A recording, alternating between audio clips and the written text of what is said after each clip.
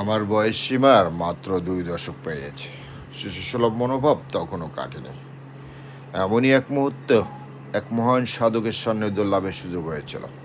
সে মহান সাধকের নাম সুলতান আউলিয়া কুতুবুল আকতাব গাউসে জামান আরিফ বিল্লাহ হজরত শাহ সুফি আলহাজ খান বাহাদুর হাসানুল্লাহ রহমতুল্লাহ আলাই, যিনি জাগতিক ও আধ্যাত্মিক মর্যাদা সুউচ্চ মর্গে উপনীত ছিলেন।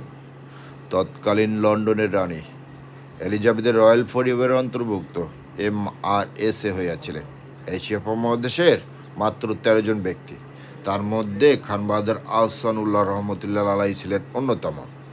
তার জাগতিক মর্যাদা কত ঊর্ধ্বে ছিল তা সহজে অনমীয়। তার আধ্যাত্মিক মর্যাদা সম্পর্কে সেরা আউলিয়াগান কবল রাখিয়া গিয়েছেন।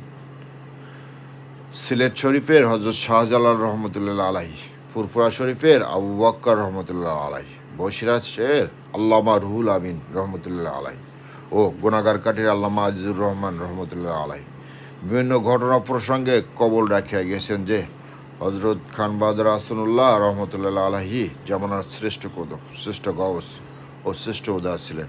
ধন্যবাদ।